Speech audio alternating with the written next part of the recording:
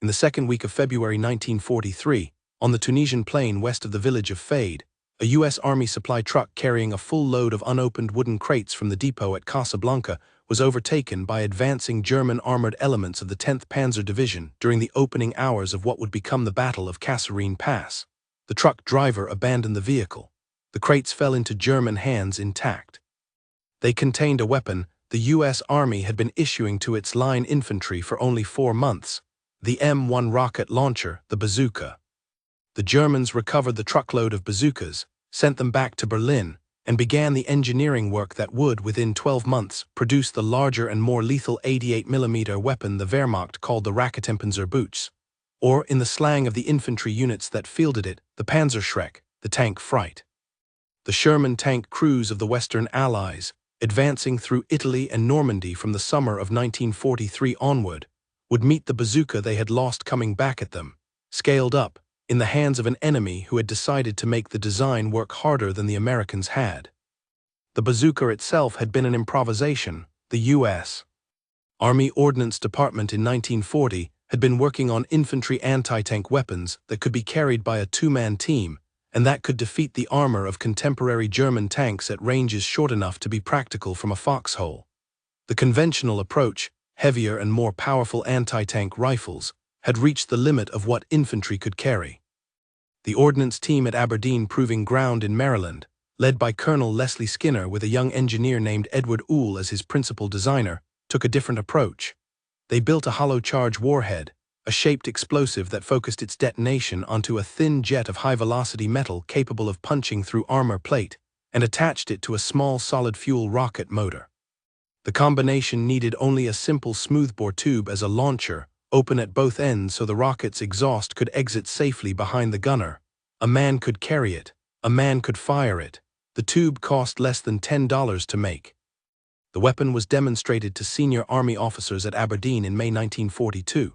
The demonstration, by Skinner and Oule's account in post-war interviews, was nearly a disaster. The initial rocket motors performed erratically. Several of the test rounds either failed to fire or detonated prematurely, but a single round, fired at a moving target Sherman tank at 150 yards, hit the tank's side hull and penetrated cleanly through the armor. The Army officers, watching the demonstration, approved immediate production. Weapon was designated the M1 rocket launcher and was rushed into production with the General Electric Company of Bridgeport, Connecticut, as the principal contractor. The first 10,000 units were delivered in the summer of 1942. By the autumn, the Army Air Forces was using them in the Pacific to defend forward airfields. By November, the first U.S. ground units in Operation Torch, the invasion of North Africa, were carrying bazookas into combat for the first time. The early operational experience was mixed. The first combat use, by Lieutenant John A. Stovall of the 1st Armored Regiment at Souk el-Kemis in northern Tunisia on December 1, 1942, knocked out a German Panzer III at 50 yards, the first confirmed combat kill of a tank by an infantry portable rocket weapon in history. The follow-up experience through January 1943 was less favorable. The early bazooka rockets had thermal stability problems in desert conditions. The launchers were prone to short-circuiting when wet. The gunners were not always trained to lead a moving target correctly. By mid-February 1943, when the German offensive at Kasserine broke through the American positions, the U.S. Army's institutional confidence in the bazooka was uneven. Some unit commanders were enthusiastic, others were skeptical. The 34th Infantry Division had been promised bazookas for issue to its rifle companies by January 1943, but had not received them in time. The shipment that finally arrived at the divisional depot in early February was the same shipment the German 10th Panzer's Spearhead overtook in the second week of the month. The captured bazookas reached the German Heereswaffenamt, the Army Weapons Office, in Berlin by the end of March 1943. The German engineers who examined them produced an internal assessment in May 1943 that was, in retrospect, telling. The assessment described the M1 bazooka as a brilliantly simple weapon executed at a level of manufacturing economy the Germans had not previously seen in American military equipment. The hollow charge warhead principle was already known to German ordnance.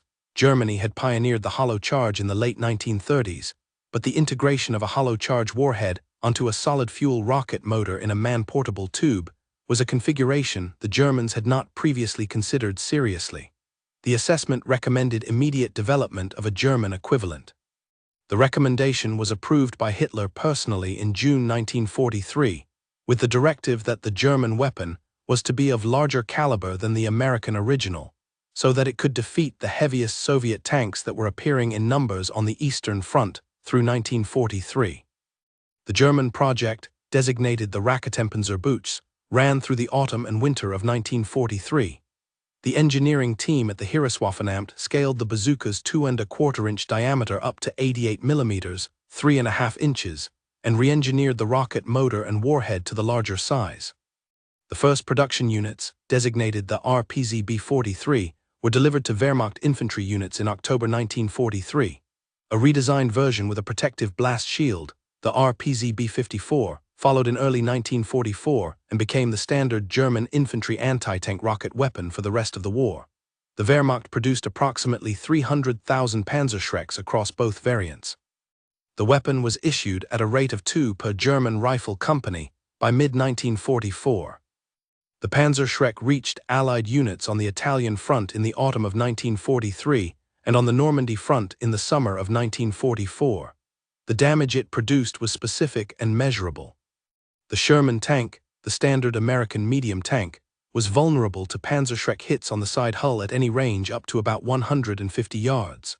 The hollow charge warhead at 88mm could penetrate up to 160mm of rolled homogeneous armor at 0 degrees obliquity, more than the side armor of any Sherman variant carried.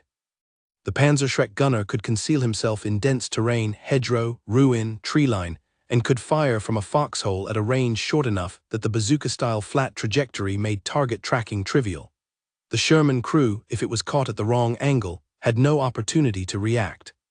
The Allied tank loss figures from Panzerschreck and the related Panzerfaust, a single-shot disposable hollow-charge weapon developed in parallel with the Panzerschreck and issued in even larger numbers, were significant.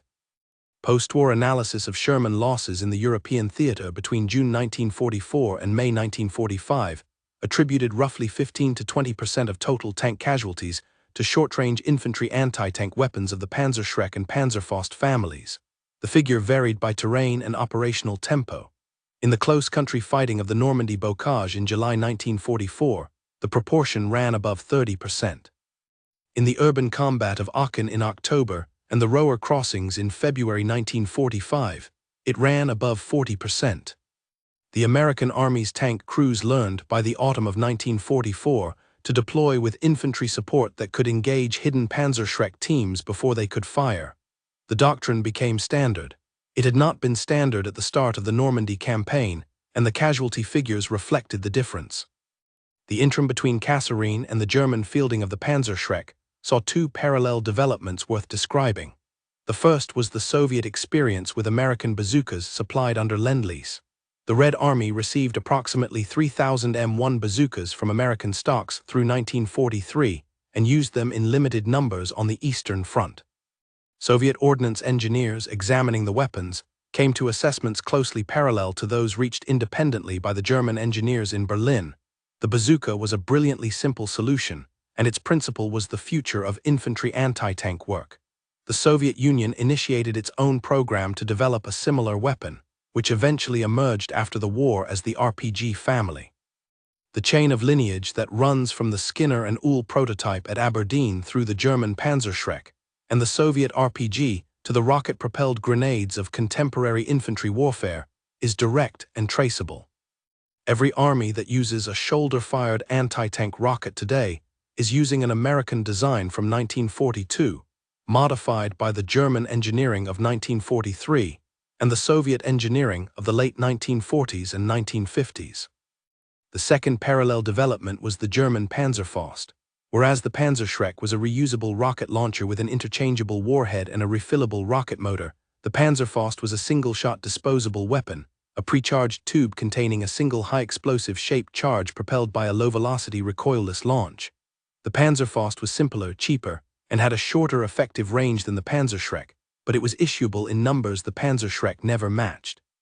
German factories produced approximately 8 million Panzerfausts between 1943 and 1945. The combination of the two weapons, Panzerschreck for the deliberate anti-tank ambush Panzerfaust for the close-range last-resort tank kill, gave Wehrmacht infantry units in 1944 and 1945 a level of anti-tank capability per rifle company that no other army of the war could match in mass production. Both weapons, on a design lineage basis, traced back through the captured American bazookas of February 1943. The specific operational impact of the Panzerschreck on American armor in Normandy is best illustrated by a single July 1944 action that the U.S. Army's after-action reports kept returning to. On July 11, 1944, near the village of Le Desert in the Cotentin Peninsula, a company of Shermans from the U.S. 2nd Armored Division advanced into a hedgerow line east of the village. The hedgerows had been prepared by German anti-tank teams from the Panzerlehr Division, each team equipped with 2 Panzerschrecks. The American tank company lost 7 Shermans in roughly 4 minutes to Panzerschreck fire from positions the supporting infantry had not cleared. The lead American tank, hit in the side hull by 2 Panzerschreck rounds from a range of approximately 15 yards, brewed up before the crew could escape. The 2nd Armored Division's after-action report on the engagement, filed 3 weeks later, recommended the immediate development of a heavier armored Sherman variant, what would become the M4A3E2 Jumbo, and a doctrinal review of tank infantry coordination in close country. Both recommendations were implemented. The Jumbo Sherman entered combat in October 1944. The doctrinal review produced the standing orders that governed tank infantry coordination for the rest of the campaign. The cost of the Le Desert engagement had been 7 Shermans and 17 crewmen. The cost across the Normandy campaign of similar engagements, repeated dozens of times across June, July, and August 1944, ran into the hundreds of tanks and the thousands of crew. The lesson was paid for. A small detail of the bazooka's continuing American service is worth recording. The original M1 bazooka, the weapon that had been captured at Kasserine, remained in U.S. Army service through 1945 and through Korea. Soldiers of the 24th Infantry Division, hastily deployed to Korea in July 1950, were carrying M1A1 bazookas, slight refinements of the 1942 weapon, when they met the North Korean People's Army's T-34-85 tanks in the Battle of Asan on July 5, 1950. The bazookas could not penetrate the T-34's frontal armor at any range the gunners could safely use. The 24th Infantry Division's Task Force Smith lost most of its bazooka teams in the engagement and was overrun. The Army's emergency response was to rush the new 3.5-inch Super Bazooka into the Korean theater. The new weapon arrived within weeks. It penetrated the T-34's armor. The lesson that a bazooka had to be sized to the armor it was meant to defeat had been learned by the Germans in 1943 from the captured American originals, by the Americans in 1944 from the German Panzerschrecks they were facing, and now in 1950 by the Americans again from the T-34s they were facing in Korea. The institutional memory had stayed inside the Ordnance Department through the late 1940s. The relearning was the application of the existing knowledge to a new specific case. The engineering principle had been settled in Berlin in 1943. There is a piece of the Panzerschreck story that is sometimes missed. The Panzerschreck was not simply a copy of the bazooka. The German engineers had improved several aspects of the American design. The Panzerschreck's hollow charge warhead penetrated more armor at greater range than the M1 bazooka's 2¼ warhead could. The Panzerschreck's larger rocket motor produced less backblast turbulence at the launch tube, and after the blast shield modification, reduced the gunner's vulnerability to muzzle flash and backblast. The German weapon, in operational terms, was the more lethal infantry anti-tank rocket of the war, even though the design lineage ran directly from the American original captured at Kasserine. The U.S. Army responded to the Panzerschreck by upgrading the bazooka. The M9 bazooka, introduced in 1943, replaced the original M1 with a 2-piece collapsible launcher tube that was easier to carry and to maintain. The M18, introduced in early 1944, was further improved. In late 1944, the Army began development of the 3.5-inch Super Bazooka, the M20, at 88mm in caliber. The M20's caliber was chosen, according to the wartime ordnance memos, in direct response to the Panzerschreck. The Super Bazooka entered production too late to see combat in the Second World War.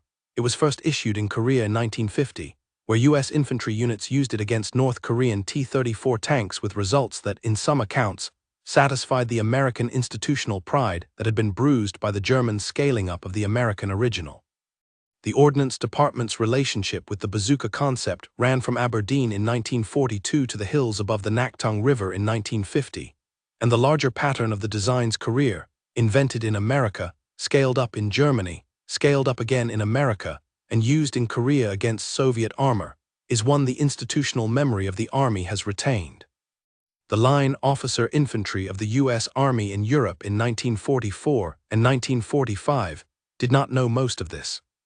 The American GI of the 21st Army Group, or of the 5th Army in Italy, riding the back of a Sherman tank in a French town or an Italian village, knew only that the German rocket launcher could kill the tank from a doorway 20 feet away, and that the German rocket team gunners had a habit of waiting until the tank had committed itself into the open before firing.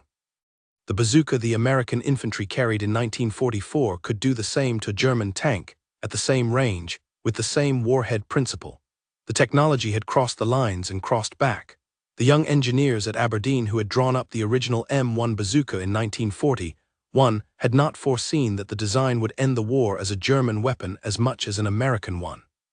They had been right that the hollow charge warhead and the rocket motor in a portable tube was the future of infantry anti-tank work. They had been right about the principle. The Reich had also been right. What survives in the post-war record is the chain. The Ordnance Department's drawings are in the National Archives at College Park, Maryland. The German engineering reports on the captured American weapons are in the Bundesarchiv Militärarchiv at Freiburg im Breisgau. The captured bazooka samples themselves are in storage at the U.S. Army Center of Military History.